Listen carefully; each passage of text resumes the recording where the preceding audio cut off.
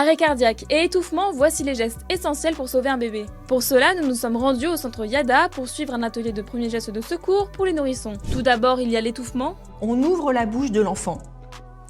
On le met en position vers le bas, bouche ouverte pour que l'objet ou l'aliment puisse ressortir. On repère les deux omoplates et avec le plat de la main, là, on donne 5 tapes franches entre les deux omoplates. Si ça ne fonctionne pas, on retourne l'enfant, on repère la ligne intermamelonnaire et 1 cm en dessous au milieu, on fait 5 compressions. Si votre enfant est inconscient, c'est-à-dire qu'il ne bouge pas ou ne réagit pas, il fait un malaise, alors il faut le mettre en PLS. Mais avant, il est important de vérifier le flux d'air, car s'il ne respire pas, il est en arrêt cardiaque et il faut le réanimer. Vous penchez un petit peu la tête de l'enfant légèrement en arrière et vous allez commencer par faire 5 insufflations. Chez le tout petit, en fait, vous englobez le nez et la bouche. À la suite de ça, on repère la ligne intermamelonnaire, on se place comme tout à l'heure au milieu et donc on commence 15 compressions.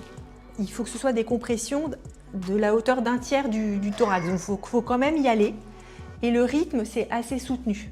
On est sur des compressions de 100 par minute, donc c'est pratiquement 2 compressions par seconde, enfin c'est quand même assez rythmé.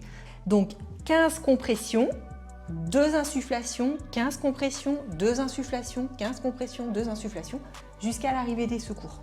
Et en cas d'ingestion d'un produit ou d'une plante toxique, on appelle tout de suite les secours et on ne fait rien d'autre. On ne fait pas boire l'enfant, on ne fait pas vomir l'enfant. Boire l'enfant, ça dilue le produit mais ça le diffuse. Faire vomir, vous avez une brûlure d'œsophage dans un sens, vous faites vomir, vous avez une brûlure dans l'autre sens. Donc il est brûlé 2 fois.